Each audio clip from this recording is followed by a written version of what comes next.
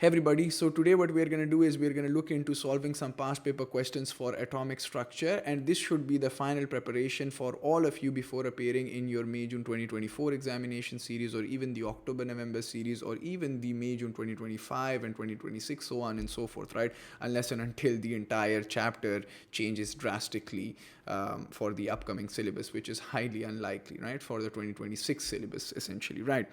Now, the biggest advantage of solving these topicals is that you are going to get an understanding of all the type of questions which Cambridge has tested up until this point for atomic structure, and this is essentially going to help you navigate your way when you come across such questions in the paper as well. Why? Because when you solve a chapter in one sitting, that actually, and you solve multiple different type of questions for that particular chapter, it helps you guys get a very good understanding of the crux of this entire chapter. So that is what we are going to do, and without further ado and wasting your time, let's start in and dive into solving some questions, right? So this question says boron and aluminum are group 3 elements, which mean they have 3 electrons in its outermost electron shell, or it has 3 valence electrons. Boron has 2 naturally occurring isotopes. What are isotopes? Isotopes are different atoms of the same element having the same number of proton and different number of neutrons,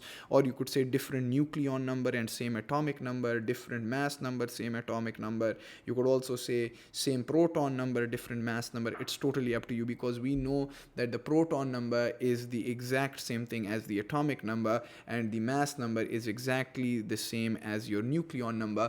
The definition for the mass number is that it is the total number of protons and neutrons in the nucleus of an atom, and the definition for atomic number or proton number is the number of protons in the nucleus of an atom. So we already know all of that good stuff. Now it says complete table 2.1 to show the number of protons and electrons in an atom of boron 11. Now when it talks about boron 10, boron 11, it's basically telling you the mass number or the nucleon number, right? So in order to understand, in order to identify the number of protons, you have to go to the periodic table. And this is something that the examiner is testing again and again, that it only gives you the nucleon number to confuse you guys, to mistake you guys for considering this as the proton number. No sir, this is not the proton number. Whenever you write isotopes, this is the general way of writing isotopes, like boron 10. That means it is an isotope with a mass number of 10.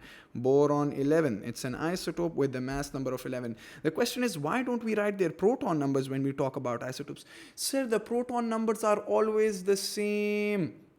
That's the definition of an isotope. It has the same number of protons, and proton number is basically the identity card of any element on the face of planet Earth. The proton number never changes for an element, right?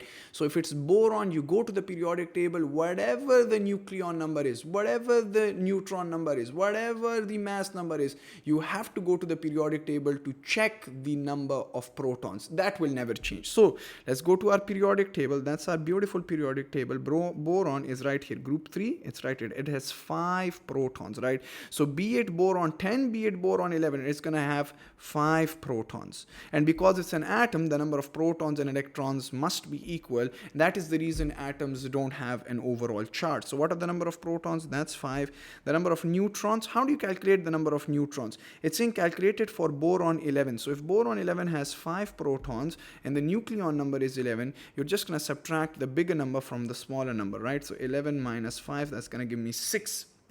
Now, the logic behind that is that the nucleon number is the total number of protons and neutrons in the nucleus of an atom, and that is equal to 11. And we know that the proton number tells us about the number of protons, so instead of P, we're going to plug in 5, because that's the number of protons. So 5 plus n equals 11, n equals 11 minus 5, and that's why you all learned from day one that just take the bigger number and subtract it from the smaller number. Now, number of electrons, because it's an atom, it's neutral, therefore there's no overall charge, and the only reason why there's no overall charge is because the number of protons and electrons must be equal, so it must have 5 electrons, and that is how we beautifully get our 2 marks. Now it says the relative atomic mass of boron to 1 decimal place is 10.8. He has given you the relative atomic mass.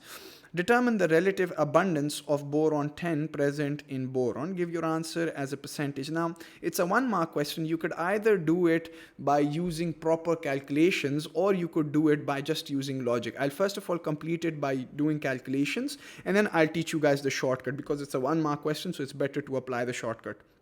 How do we carry out the calculations? Well, you have an isotope which is boron 10, and you have an isotope which is boron 11. Now it's asking you to calculate the relative abundance of boron 10. Let's suppose we don't know the abundance of boron 10. I'm going to call it X, right? And for boron 11, we know that the total percentage is always 100, right? So if boron 10 is X, boron 11 should be 100 minus X, right? Just like we say that, let's suppose you have a total number of 10 candies, and boron 10 is 3 candies. How many are boron 11 candies? Obviously, it's going to be 7. 10 minus 3. That's what we are doing, right? So if you have X, that's if X is the percentage of boron 10, 100 minus X should be the percentage of boron 11. That should be the abundance, right? That should be its frequency. Now, how do we calculate it? Well, mass number times the abundance plus mass number times the abundance over the total abundance is equal to the relative atomic mass, which is already given 10.8. So 10 multiplied by X plus mass number times the abundance, which is 100 minus X, divided by the total abundance. Total abundance is always going to be 100, right?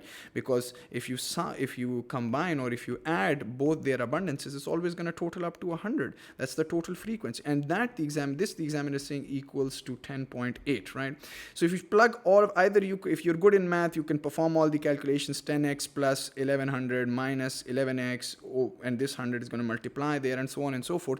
If you're weak in maths, just plug this into a calculator. So I'll just plug this into the calculator, because maybe I don't know. And if you plug all of this in the calculator, you're going to get X equals 20%. I know it's 20% because I'll also teach you guys the shortcut. So X is going to turn out to be 20%. Now, what's going to be the shortcut for it? The shortcut is pretty simple. You have boron 10 as the isotope and boron 11 as the isotope.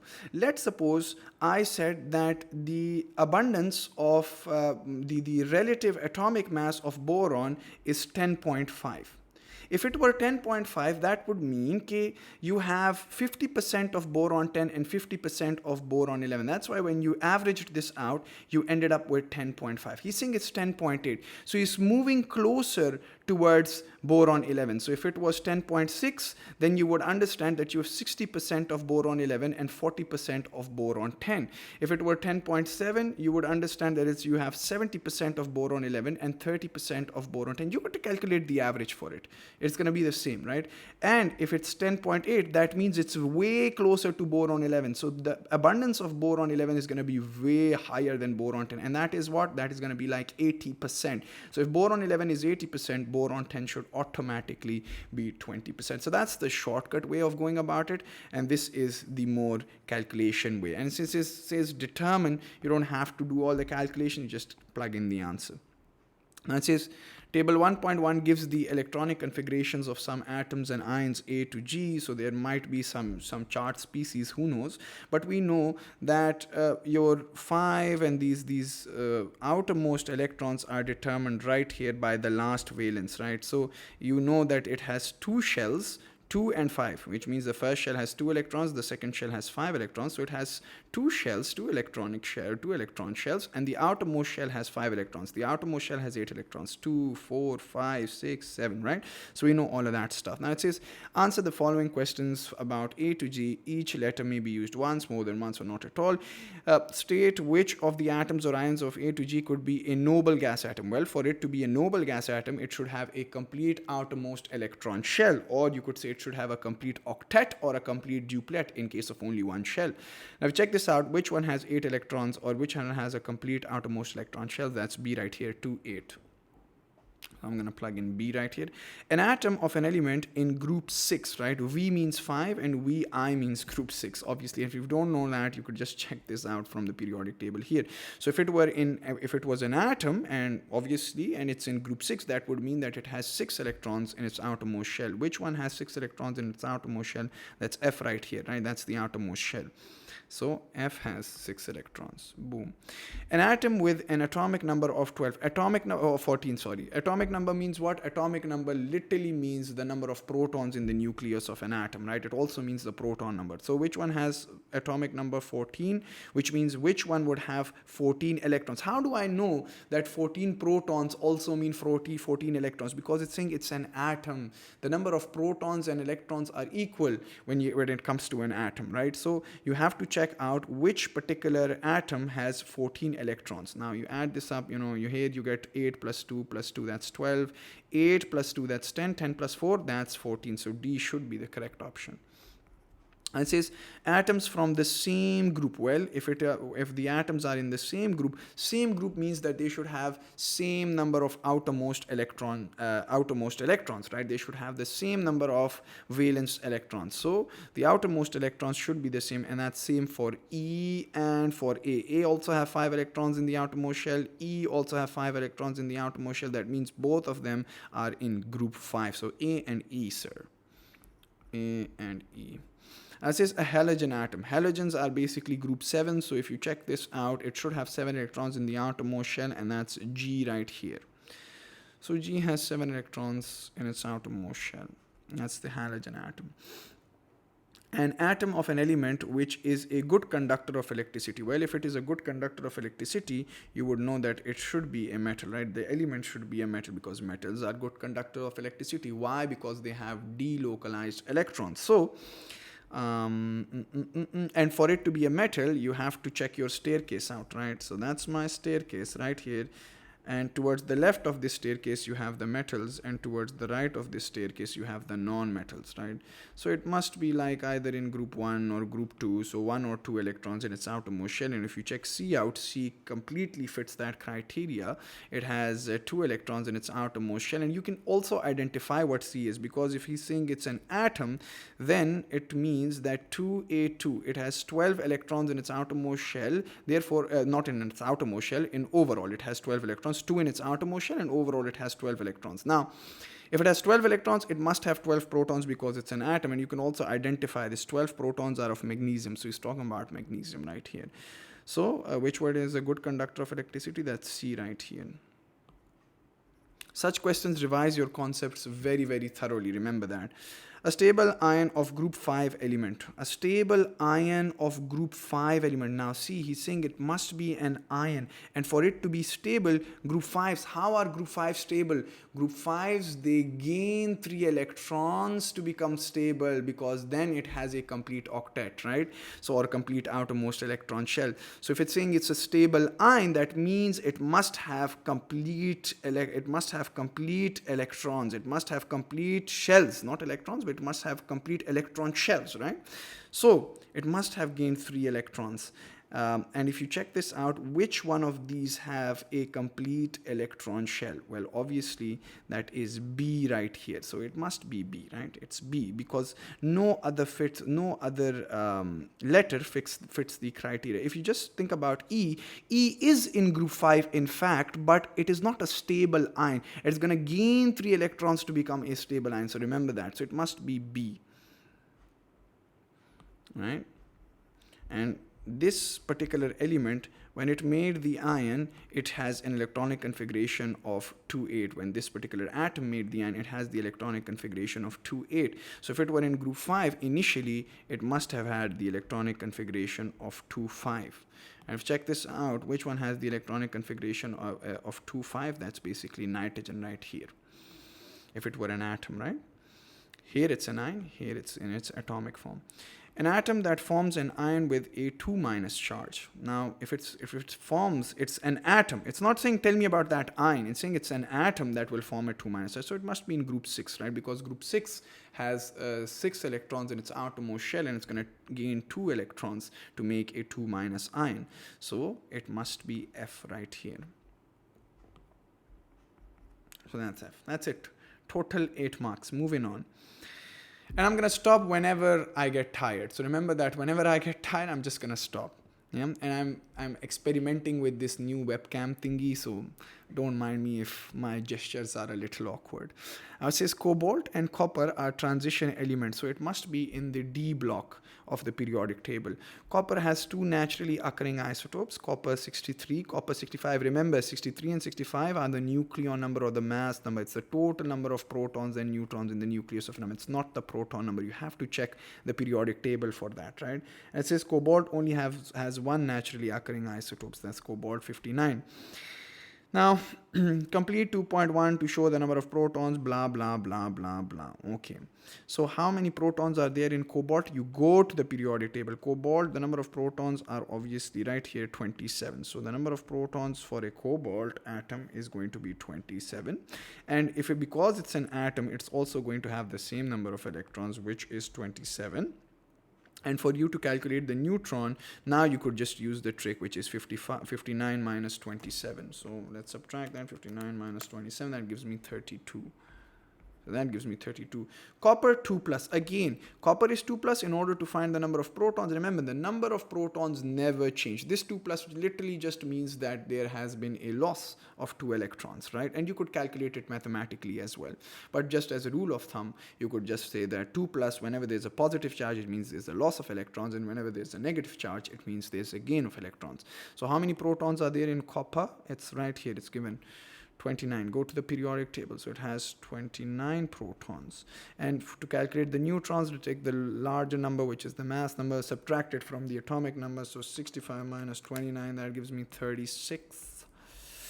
And for the number of electrons, now it's not a neutral atom for it to have the same number of protons and electrons. It has a 2 plus charge, which means that it's an ion, it's a charged species. It must have lost 2 electrons. So if you had 29 protons and 29 electrons for a neutral atom, if it has now lost 2 electrons, so now 29 minus 2, that's going to give me 27, right? That's going to be the number of electrons. Table 2.2 shows the relative abundance of the two naturally occurring isotopes of copper. Calculate the relative atomic mass. Again, it's so easy. Take the mass number, times it by the abundance, take the mass number, times it by the abundance, and divide it by the total abundance. So 60. This is basically taking average. 63 into 70 plus 65 into 30 divided by the total abundance, which is 100. So if we calculate this out, 63 times 70 plus 65 times 30 divided by 100, that gives me 63.6, 63.60 or 63.6, whatever you like, 63.6, yeah? That's it, 2 marks, easy. And because he has not given me any unit, I'm going to write it here, AMU, atomic mass unit, right? When it's basically the mass of an atom of carbon, and the mass of 1/12 of an atom of carbon 12. That's what AMU literally means. Okay, again, we're given some information about particles, A, B, C, D, E, F, whatever. Give the letters of all particles which are atoms. Now, again, the only way you know they are atoms is if the number of protons are equal to the number of electrons, right? So the number of electrons and protons are equal for A. So A is obviously an atom. Let's see if there's any other.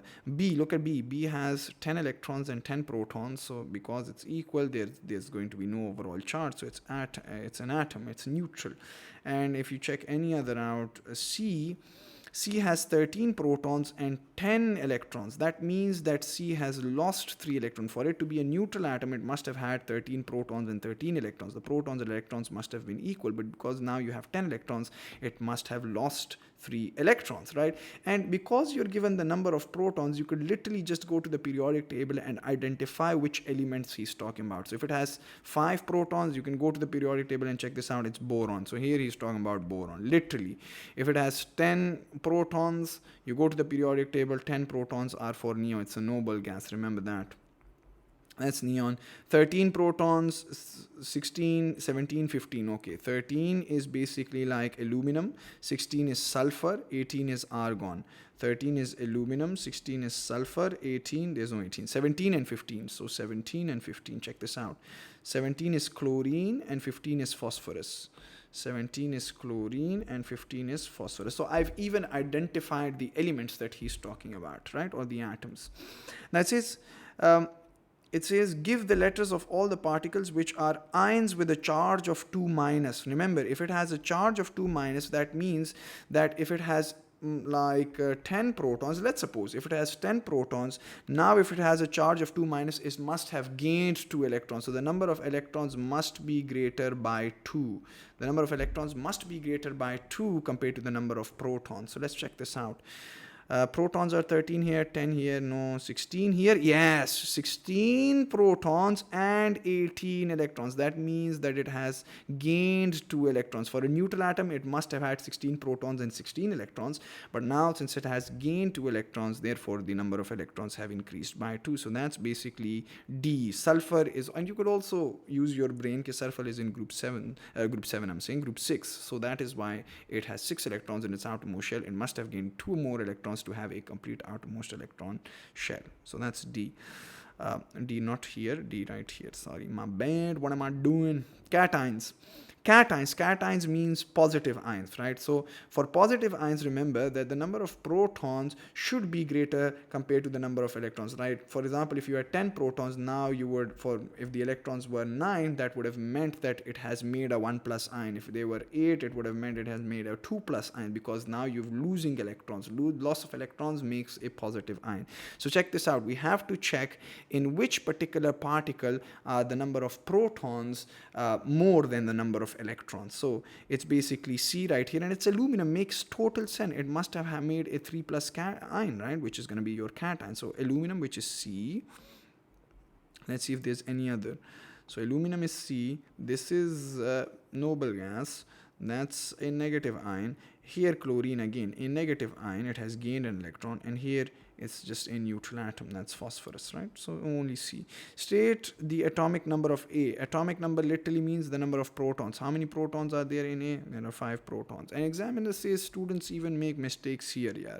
Determine the number of nucleons. Nucleons literally just means the mass number, which is the total number of protons plus neutrons in the nucleus of an atom. So for D, how many protons and neutrons does D have? D has like 17 neutrons and 16 protons. So 17 plus 16, yeah? 17 plus 16, that gives me what? 17 plus 16, that gives me 33, sir. So 33. State the electronic configuration of D. So if you check D out, D has how many electrons? 18 electrons. Electronic configuration literally refers to the distribution of electrons in shells. So if it has 18 electrons, the first shell can hold up to a maximum of 2 electrons, the second shell can hold up to a maximum of 8, and the third shell also can hold up to a maximum of 8, and there are 8 left, right? So when you adjust 2 here, you're left with 16 electrons. You adjust 8 in the second shell, you're left with 8 electrons, and the third shell can accommodate these 8 electrons, right? So you're going to have 2, 8, 8 as the electronic configuration. State the group number of F. Well, if you check F out, F has 15 protons, right? So you could either, because it's an atom, you could write the electronic configuration for it, and you could determine from the electronic configuration, okay, hey, it has 2 electrons in the first shell, 8 in the second shell, that's equals to 10, and then the third shell will have 5 electrons, so it should be in group 5. Or you could just go to the periodic table and check which element has 15 protons, and then against that check which group number is has 15 protons in it. So that's basically phosphorus, and that's in group 5. So you could do it either or, because it says it's an atom. So that's in group 5. State the period number of B. If you check B out, again, you could just go to the periodic table and check for an atom with 10 protons, or an element with 10 protons. So which element has 10 protons? Neon right here. That's period refers to the horizontal rows in the periodic table. So that's period 1. And that's period 2, right? So it is in neon is literally in period 2. Or what you could have done is you could have written the electronic configuration for B, right? So the first shell can hold up to a maximum of 2, and the second shell can hold up to a maximum of 8 electrons. Since it has 2 shells literally means that it's going to be in period 2, because the shell number tells you the period number for an atom. State the meaning of the term isotopes. Remember, you have to define it like the syllabus defines it. We've explained all the conceptual understanding for isotopes and so on and so forth. But now when it comes to the definition, we know it. But those of you who haven't studied it conceptually, you still have to write the definitions according to how the syllabus defines it. So it's different atoms. They're different atoms of the same element having the same proton number or the same number of protons, proton number, but different neutron number or nucleon number or mass number, whatever you like. But that's how the syllabus goes about it, so that's great. Table 2.1 shows the relative masses and the percentage abundances of the two isotopes of boron. Again, it's boron. Again, it's very easy. Mass number times the abundance, mass number times the abundance. So 10 times 20 plus 11 times 80 divided by the total abundance, which is obviously 100, right? Total abundance is always 100. 80 plus 20, that's 100. So if we calculate that, 10 times 20 plus 11 times 80 divided by 100, that gives me 10.8. Sir, why isn't 10.8 given in the periodic table? Well, it will be given in A-level periodic table. In your level, they just round it off, right? For your level. Bromine has two naturally occurring isotopes. State the term given to the numbers 79 and 81 in these isotopes of bromine. So you could either call it the mass number or you could also call it the nucleon number. You could write it mass number and you could also call it the nucleon number. The same thing. Complete table 2.2 show the number of protons, neutrons, electrons for an atom of an ion of bromine as shown, right? For an atom and an ion of bromine. Okay. Again, he's just given you the nucleon number or the mass number. You have to go to the periodic table to check the number of protons. So for bromine, the number of protons are right here. That's 35. So that's 35. Did the recording stop? What happened? Oh, that's 35. I thought something happened. And that's 35 right here. Proton number never changes. And if you want to calculate the number of neutrons, take the big number and subtract it from the smaller number, because we know the concept behind it. Those of you who don't know and find it difficult, just stick to this, man. So 79 minus 35, yeah? That gives me 44. And here it's 81 minus 35. So 81 minus 35, 46. Great. And electrons, because this is a neutral atom, it must have the same number of protons and electrons. That's 35. And here for a neutral atom, it had 35 protons and 35 electrons, but now it has a 1 minus charge between. It has gained an electron, so 35, and gained an electron, so now you're going to have 36 electrons. And you could also use mathematics, to be honest. If you feel that loss and gain and that's difficult for you, you could use mathematics. See, if you had 35 protons, the overall charge in the nucleus should have been plus 35. You don't know the number of electrons, which is not given, but you know the overall charge is minus 1, right? So if you take electrons here and shift the 1 here, you're going to literally get E is equal to 35 plus 1, that is equal to 36. So you could also calculate it mathematically. Who cares? The relative atomic masses of elements can be calculated from the relative masses of isotopes. Okay, we already know that.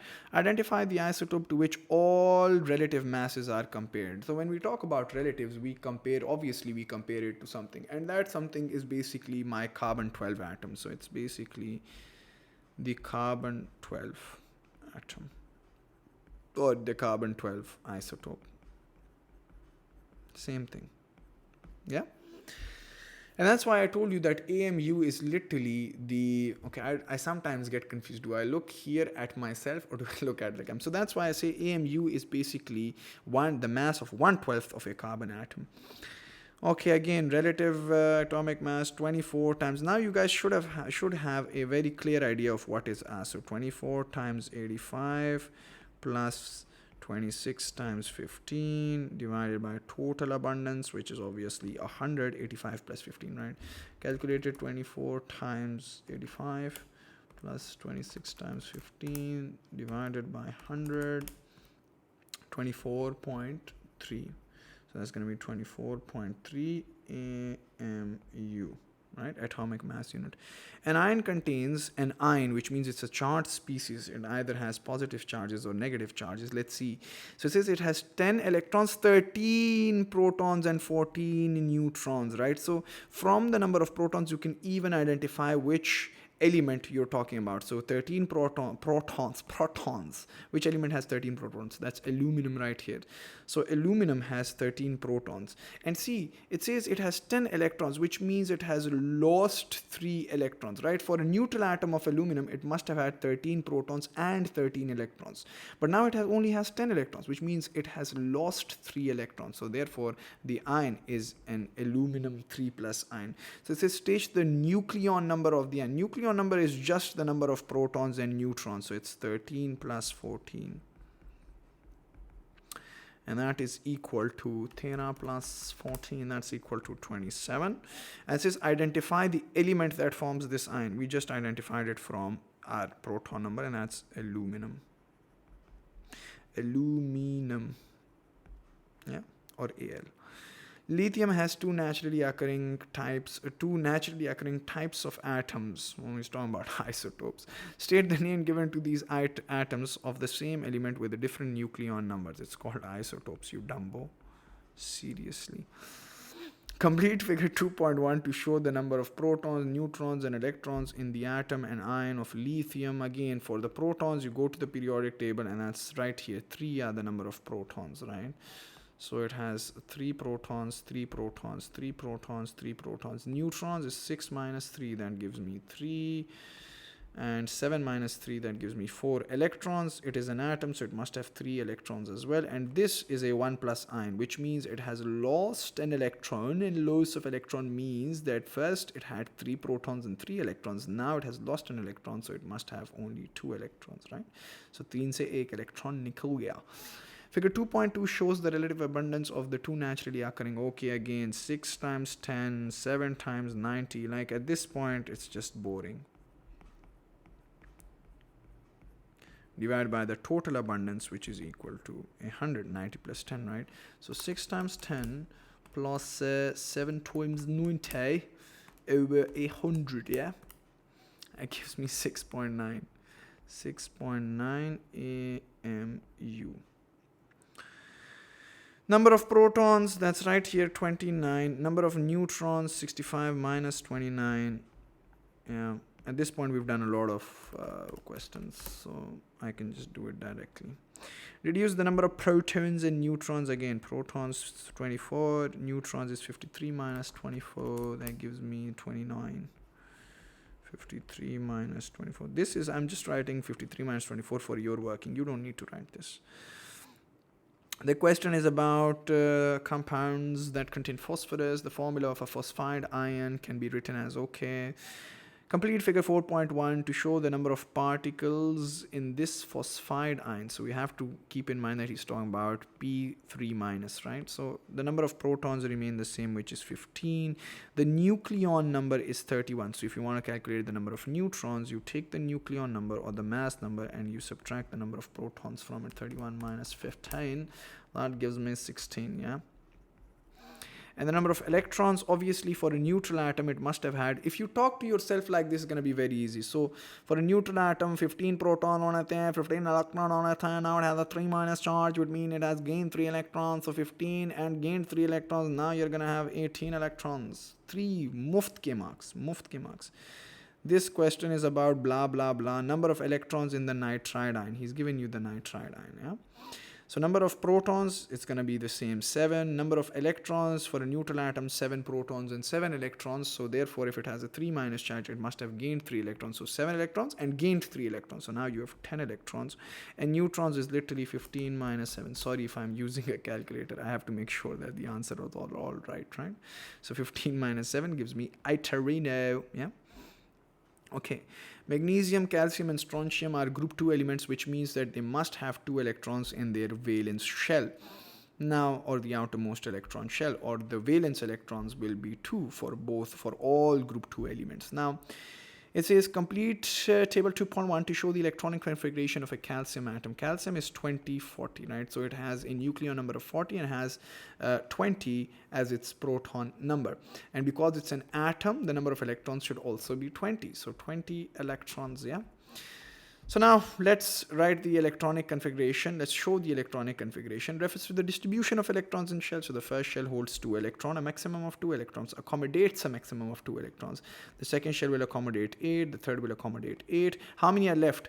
8 plus 8, that's 16, 16 plus 2, 18. 18 have been accommodated. You have a total of 20, so 2 are left. So in the fourth shell, you're going to have 2 electrons.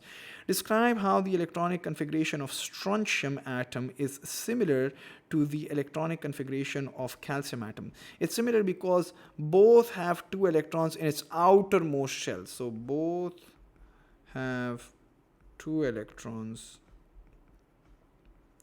in its outermost electron shell, or you could say in its valence shell. Done?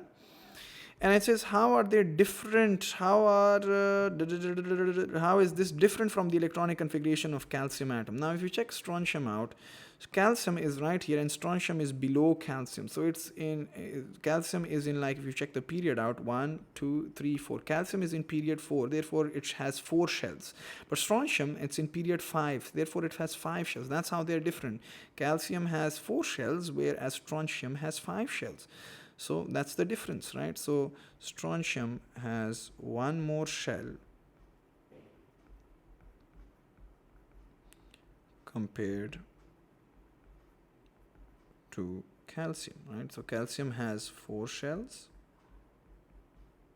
and strontium has, let's shift this here. I'm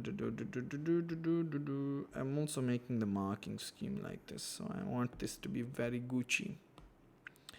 That is 5 shells. Yeah.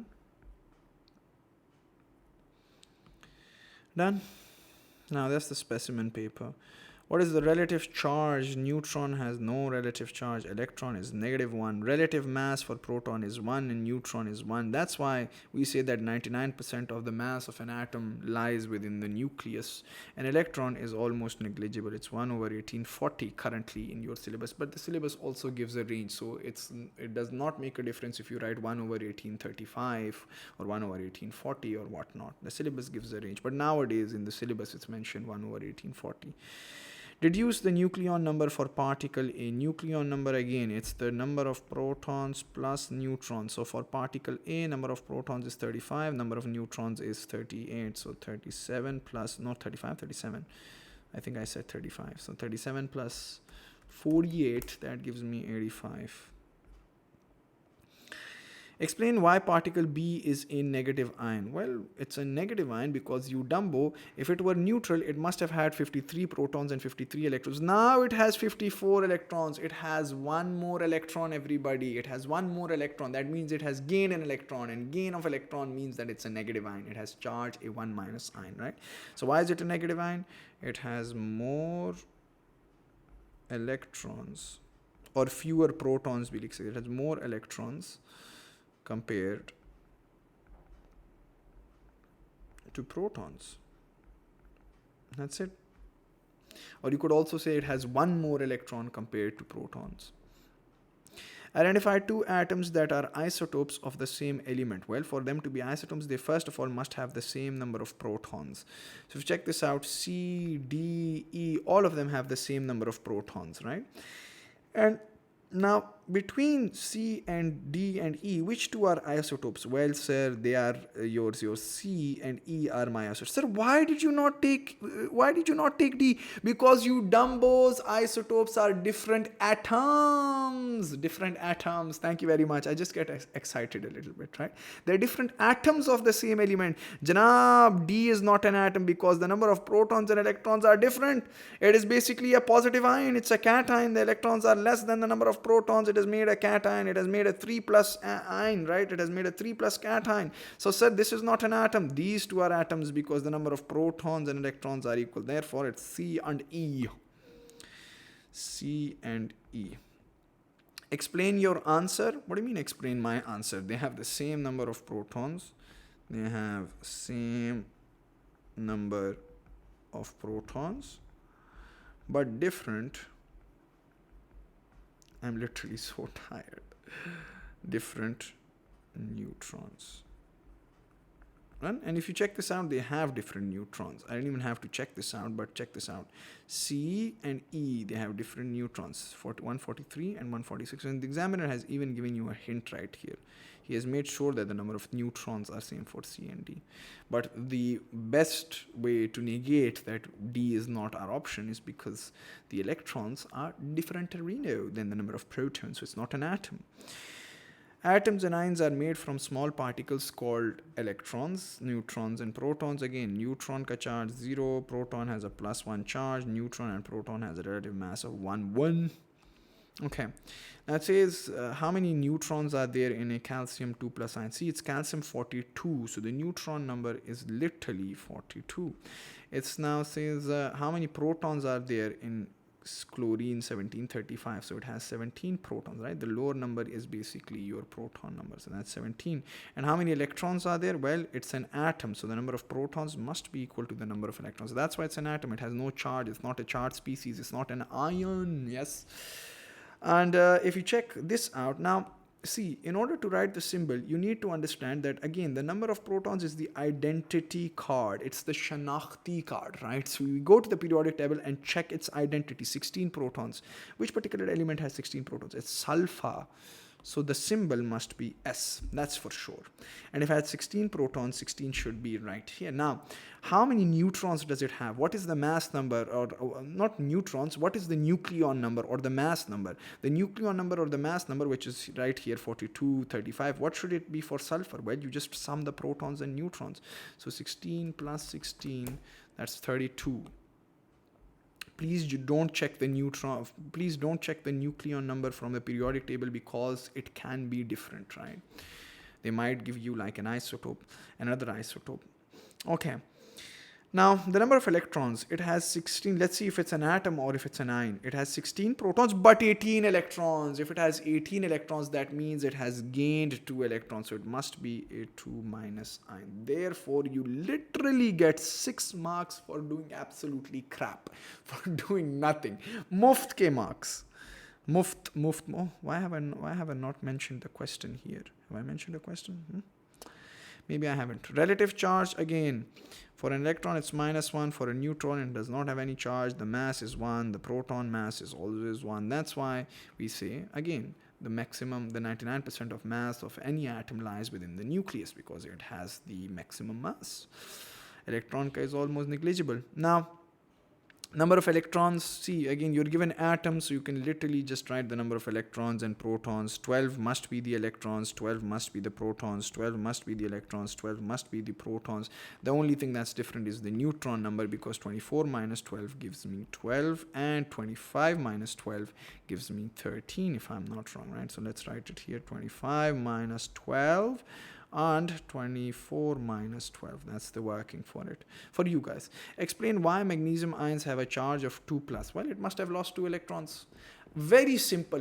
Don't confuse yourself when you solve such questions. It's so simple, so easy, so conceptual. Why does it have 2+? Why does it have a charge of 2? Because it has lost 2 electrons. Why else would it have a charge of 2+? So it has lost 2 electrons. That's it. You have to write it completely. 2 electrons. Yeah? It has lost 2 electrons. That's the explanation, dude. And why has it lost 2 electrons? Because it was in group 2. It has 2 electrons in its outermost shell. Therefore, to have a stable electronic configuration, it lost 2 electrons. Blah, blah, blah. It says magnesium 2+ has an electronic structure of 2,8. Give the formula of the following particles which have the same electronic structure as magnesium ions. Okay, that's a very good question. Magnesium ions, he says, Mg2+, it has the electronic structure of 2,8. So it has the electronic structure of 2,8, but we know the number of protons are 12. We don't know which isotope he's talking about, but it has an electronic structure of 2,8. Why? Because it has lost 2 electrons, so it has 10 electrons. Now, because it has 10 electrons, therefore, it must have an electronic structure of 2,8 or an electronic configuration of 2,8, because the first shell holds up to a maximum of 2 electrons and the second shell holds up to a maximum of 8 electrons. Now, it says, Give the formula of the following particles which have the same electronic structure as magnesium 2 plus ions. A cation. What is the formula for that cation which has 10 electrons? Check your periodic table. Which cation has 10 electrons? Janabe wala. Aluminum. Aluminum, if you check aluminum out, it has 13 protons and 13 electrons, but when it makes a cation, it is going to lose 3 electrons. Therefore, it's going to end up with it's going to end up with 10 electrons, right? And you learned this later on in A levels. Here you could use your logic, but in A levels you understand that if magnesium loses 2 electrons, it ends up having an electronic structure or an electronic configuration that of neon, right? Neon has 10 electrons and 10 protons, but 10 electrons, right? That's the electronic structure. So if magnesium loses 2 electrons, therefore it is left with 10 electrons, and 10 electrons means that it has the electronic structure that of neon. Now aluminum, when it loses 3 electrons, therefore it ends up with the electronic structure of neon. Why? Because 1, 2, 3 electrons are lost, therefore it ends up with an electronic structure of neon, right? And if you want to check which particular negative ion, so let's first write this down. The cation is basically aluminum 3 plus. That's the positive ion. And the negative ion, which anion is it? Now, which anion will have 10 electrons? Well, you could either write O2 minus, you could either write F1 minus, you could write N3 minus, because when N gains 3 electrons, it becomes the electronic structure of neon. When O gains 2 electrons, it becomes electronic structure of neon. When F gains 1 electron, it becomes the electronic structure of neon. It has the electronic structure of neon then. So you could write either or. So it's N3 minus, you could write O2 minus, you could write F1 minus. It's your choice, right? They all end up with 10 electrons. It says, what's the formula for the atom? That's neon. Neon is the atom, right? So neon is the particular atom with 10 electrons, that of magnesium 2 plus ion, right? So it has they all have the electronic structure of 2, 8. Oh, wait. They all have the electronic structure of 2, 8. No. Wait. There's something. The something is that, okay, yeah, that's correct, right? I thought that neon, that nitrogen, when it gains 3 electrons, it must have 10 electrons in its outermost shell. Oxygen must have 10 electrons. Fluorine must have 10 electrons in its outermost shell. So they all have an electronic structure of 2, 8. Something else came to my mind. I thought of something else. That's not A levels. Okay. Transition elements that was an evil laugh. Transition elements are found in the middle block of the periodic table. That just goes to shows how tired I am. Look at my eyes, literally. My God. Transition elements are found in the middle block of the periodic table, and that middle block is called the D block. Chromium has several isotopes. Manganese has only one isotope. What is meant by isotopes? The isotopes, they're different atoms of the same element having same proton number,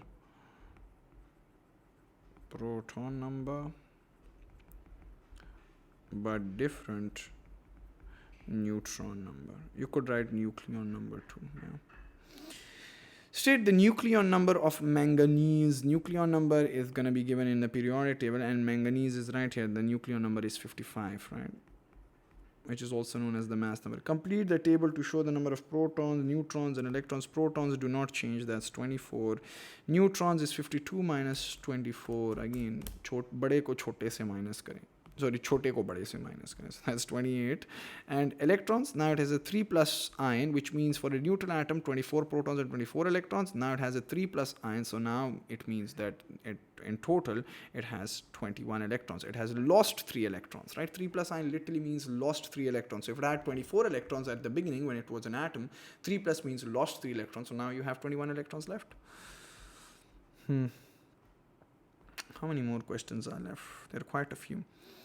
Sulfur, sulfur 32, sulfur 33 are isotopes of sulfur. Use your knowledge of protons, neutrons, and electrons to answer the following. Describe how these isotopes of sulfur are the same and how they are different. They are same because they have the same number of protons. They have the same proton number, or same number of protons, or same atomic number.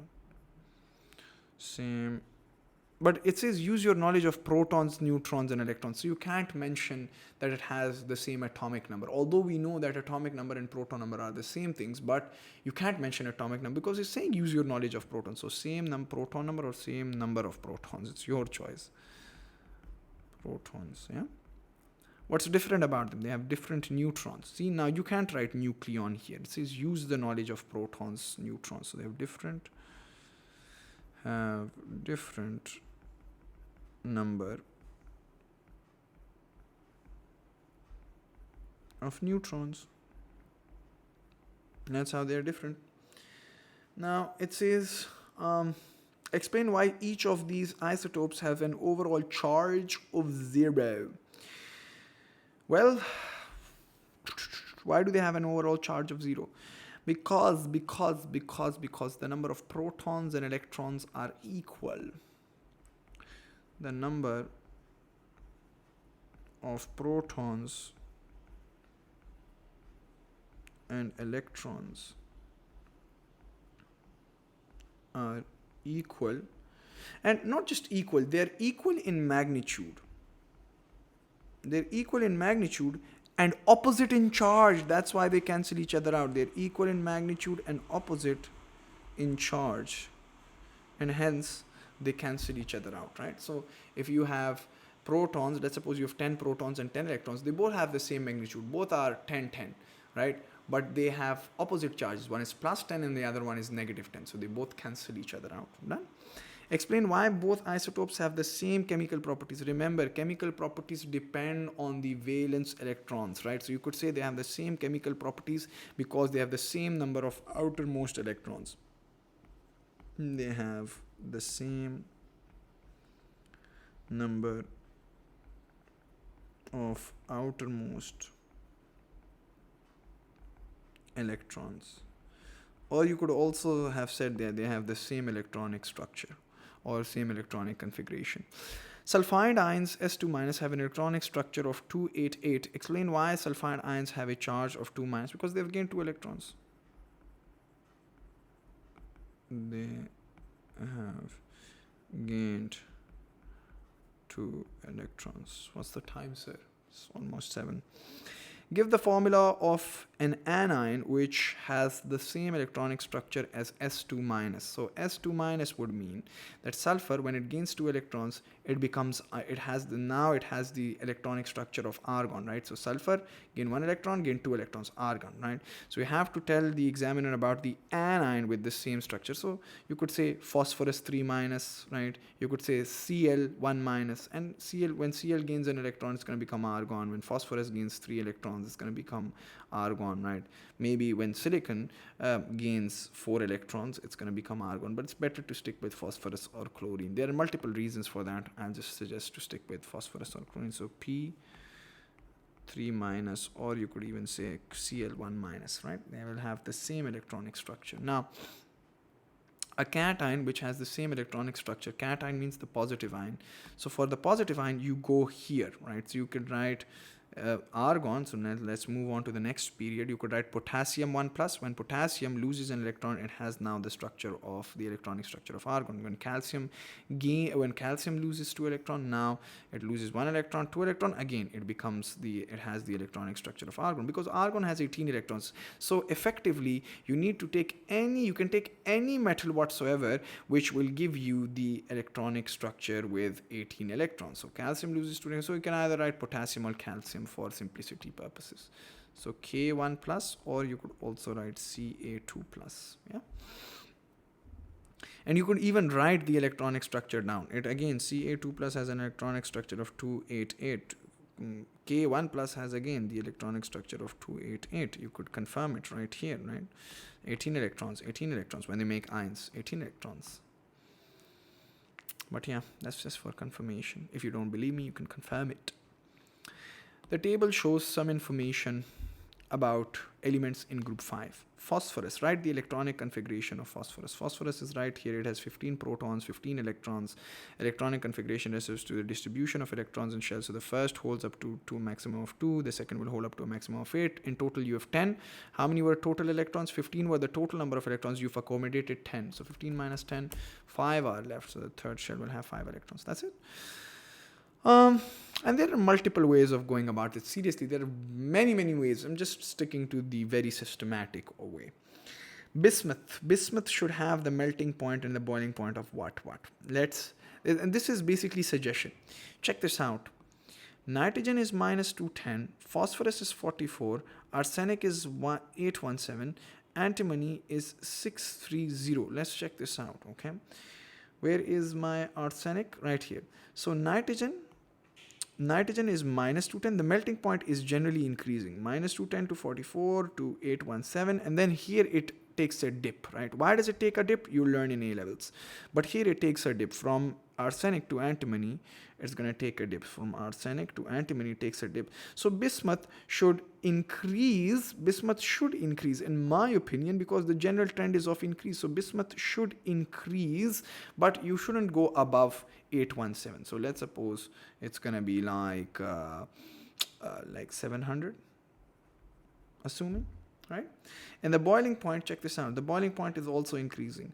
Minus 196, 280, 613, 1380. So here this should also be around like 1500 or something.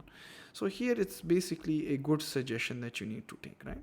So 1500, or maybe not 1500. Let's move on to like 1600. Yeah? Here you're always going to be given a good range, a very good range. So that range is going to be sufficient enough for any like you can't say the melting point of bismuth is going to be like 1 billion, right? It can't be 1 billion. Why? Because let's suppose 1 billion is like a little too exaggerated, but let's suppose you say it's going to be 1400. It can't be 1400. Why? Because the boiling point is 1380. For crying out loud, the boiling point of antimony is 1380. How can the melting point of bismuth be 1400? It doesn't make sense, right? So you have to ensure that you are in the values are very concordant, right? They are in accordance with the trend. Okay, state the electronic configuration of phosphorus. We've already stated it. It's 285. So you had to state it here. The table shows information about some particles. State the number of neutrons in chlorine 35. 35 minus 17 gives me the neutrons. 18. State the number of particles of electrons. 17. It is a 1 minus charge gained in electrons, so 18 electrons. Suggest the full symbol for one other isotope of potassium. So one other isotope, it's 39 is the mass number. The other isotope basically has one more neutron, or you could say one more nucleon. The nucleon number is one more, right? Or you could just say one more neutron. So it's going to be, the proton number is going to stick the same. It's going to be 19. Just increase in neutron right here. That's the isotope of potassium. Who cares? Now it says describe how a potassium ion K plus is formed from a K atom. How is K plus formed? By losing an electron. So it loses an electron. Yeah. State the electronic structure, configuration or structure of sulfur. You go to the periodic table. Sulfur is right here. It has 16 protons and 16 electrons. So let's accommodate these 16 electrons. The first shell holds up to a maximum of 2. The second has 8. 6 are left. The third should have 6. So 2, 8, 6 is the structure. Right? Now it says, and obviously I think the next question would have been write down the density. So density आप कर सकते. अच्छा इसमें ये सवाल नहीं पूछा. इसमें ये सवाल नहीं पूछा because I've snapshotted, right? So part B would have given you more information maybe. So part B would have given you more information to write 700 and 1600. So I'm just going to erase this because maybe in part B some information is given which we don't know. Yeah. Similarly here, maybe some information is given which we know, but you have to stick to the general trend, right? So that's basically general trends. So if this is 0.0013, it's 2.1, 4.8, 6.3, this should maybe be like, what is the increase between 6.3 and 4.8? The increase is about 1.5. So maybe make this into 7.5, 7.6, not more than 1.5, right? 7.0, whatever. Okay, the number of electrons, it had 35 protons and 35 electrons. Now it's a 1 minus ion, so therefore it should have 36 electrons. It has gained an electron. What is the nucleon number? That's 79, the bigger number. What is the number of electrons? 35. What is the number of electrons and protons for the neutral atom? Now it has a 1 minus charge, so now it has gained an electron. That's 36.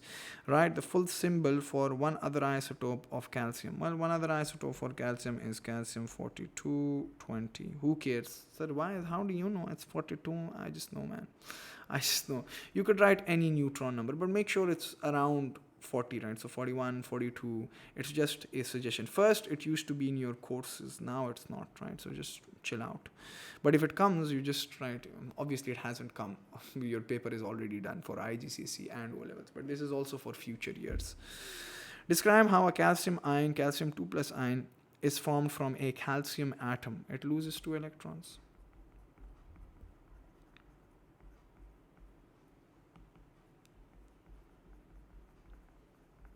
Damn, it's a 1 hour class. How many more questions are left? Yeah. Too many.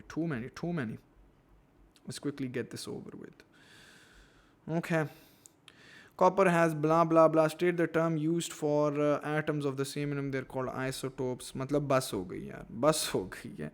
Copper के protons. Copper, check out the protons in copper. You go to the periodic table. It has 29 protons. So 29 protons, 29 protons. Neutrons is 63 minus 29 in the first case. So that gives me 34. And this is 65 minus 29 in the second case. So that gives me like 36. And then it says a copper 2 plus ion. So 2 plus means it has lost 2 electrons. Therefore, it should have 34 electrons. And since this is an atom, the number of protons, why am I writing 34? That's what happens when you go too fast, right? Protons are 29, not 36. So protons are 29. It lost 2 electrons. Now there's going to have 27 electrons. And protons in the above, you have 29. Because it's an atom, it must also have 29 electrons. Abundance is 63 times 70 mass number times the abundance plus mass number times the abundance divided by the total abundance, which is 100%. 63 into 70 plus like 65 into 30 divided by 100. That gives me 63.6 EMU, sir. Moving on, next. Proton has a relative mass of 1. Neutron has a relative mass of 1. The charge is 0, but the mass is 1. This is plus 1. That's negative 1. So proton number here, you have 16. Neutron is 32 minus 16. Again, you get 16. Number of electrons, it's an atom. So therefore, it should have 16 electrons. Beautiful. Here you have 19 protons. Right here, it does not change. Neutrons is 39 minus 19. That's 20. 39 minus 19. That's 20. Yeah. Ouch. And number of electrons is 1 plus. K1 plus means that it must have had 19 protons and 19 electrons. For the neutron atom, 1 plus means it has lost an electron. So now it has 18 electrons. Write the symbol for it. 35 are the number of protons. Go to the periodic table and check which particular element has 35 protons. That's bromine right here. 35, yeah? It's bromine. Let's write it properly. Br. So it has 35 protons. Great. And how many nucleons should it have? 35 plus 44? 79. Yeah. And those of you who are going to go and check it from the periodic table, you're going to be misguided and you will write 80. So that's going to be wrong. And 36 electrons. Here it had 35 protons and now it has 36 electrons, which means it has 1 extra electron. Therefore, it has gained an electron. So the charge is 1 minus. Number of protons 6, number of electrons is 6, it's an atom. Number of neutrons 12 minus 6 is 6. For here, for the second isotopes, carbon 13, 6 protons, neutrons would be 13 minus 6. Here it is going to give me like 7, right? So 7. And the number of electrons, it's an atom, so 6 electrons again. For magnesium, it has 12 protons. It's a neutral atom, so 12 electrons should be there. 25 minus 12, that gives me like 13 neutrons. and copper is 2 plus, so it has 29 protons. 65 minus 29, 65 minus 29, that gives me 36. So 36 is the neutron number, is already given that to me, and it has a 2 plus charge, which means that it has lost 2 electrons. So now it has 27 electrons, right? 29 were the total number of electrons for a neutral atom, and since it has lost 2 electrons, now it is 27. Here again it says the symbol. Check out the 17 number. 17 proton number is for which element? That's chlorine. So that's chlorine, and it has 17 protons, so write that here. And the number of nucleons is 17 plus 18, right? Sorry, why am I right? Why did I say 17 plus 18? 17 plus 20, that's the neutrons. 17 plus 20, 17 plus 20, yeah. Thank you very much. So the nucleon number, did we make a mistake here again? No, I think we just went a little quick. Okay, that's fair. So I thought that this was also written here. Okay, that's fine, right? 35 plus 44. Okay. So what is the nucleon number? It's the total number of protons plus neutrons. So 17 plus 20, that gives me 37. Done. And we check the number of electrons out. It has 18 electrons, wherein it should have had 17 electrons if it were a neutral atom. So 18 means it has gained an electron. Gain of electrons means it has a 1 minus charge. State the name given to blah blah blah, bus kar dein, bus kar. So now after doing all of this, you would know that seriously it's so repetitive. Like, these are the questions to be asked every single. Cambridge cannot change its discussion. Why? Because, and it can also not change its question testing. Why? Because it's restricted, it's bound to ask this instructed course. Okay, protons are 47, here are 40. मतलब इसमें भी बच्चे marks lose करें तो अफसोस होता है. 107 minus 47, that's the neutrons, which is 60. 109 minus 47, that is 62. And electrons are like 47 because it's an atom and it has a 1 plus charge, so there's 1 less electron, therefore it should have 46 electrons. Relative atomic mass is the dash mass, it's the average. I hope the spelling of average is correct. It's the average mass of naturally occurring atoms of an element on a scale where the dash atom, where the carbon atom, has a mass of exactly 12 units. A sample of silver has a relative atomic mass of 108. Reduce the percentage of okay. A sample of silver has the relative atomic mass of 108. Reduce the percentage of silver which has a mass, or which has a nucleon number of 107 present in this sample of silver. That's a very good question. If you check this out, you're given the isotopes of silver. It's 107 and 109, right? Now you could either deduce it or you could perform calculation. What I'd prefer is performing calculation, because calculation is going to be much easier for you guys, right? Or in this particular case, you don't have to perform any calculation. Why? Because when you perform calculation, it's going to just take a lot of time and blah, blah, blah. But if you check this out, 108 is exactly in the middle of 107 and 109. And that's 107. That's 109, and 108 is right here. So it's in between 107 and 9, which means that 107 is present 50% and 109 is present 50%, right? And that's why it's going to give me 108 exactly in the middle. So the percentage is 50%. Or you could just perform calculation. Okay, hey, 107 times x, I don't know what the abundance is, plus 109 times 100 minus x, because if that is x, this should be 100 minus x, right? And then over the total abundance, and that equals 108. So you could perform this and just use the calculator. It would give x as 50. Done. Last question. Proton number, that's 5. Number of neutrons, 11 minus 5. What did that give me? That gives me like 6. And here, number of electrons, 17 protons, 17 electrons for a neutral atom. What's the time, yeah? And it has 1 minus charge, therefore it should have an extra electron. And number of neutrons is 35 minus 17, right? Mass number times the minus the proton number, that's 18.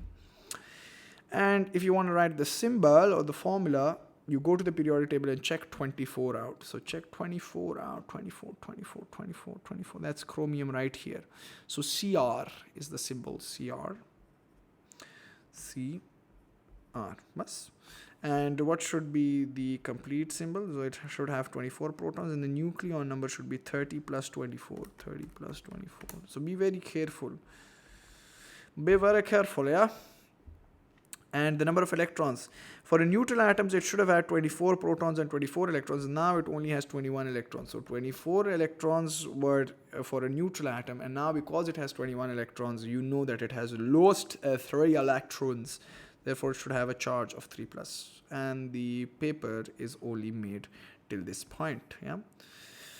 I'm going to make the worksheet, and that's the advantage when teachers make the worksheets themselves. So I request all the O-levels, IGCSE, or even the A-level teachers to make the worksheets yourself instead of using an MS booklet or a read and write topical and blah, blah, blah, man. Make it yourself to have to try to mold the entire course content according to the way you teach. So that's pretty much that, guys. See you guys in the next bit. Bye bye, ciao. I'm tired. Bye. Allah Hafiz. Allah Hafiz. Do I look here or do I look here? Here, when I look at myself, and my eyes are literally killing me. Okay. Bye bye. Best of luck. Bye. Ciao. Allah Hafiz.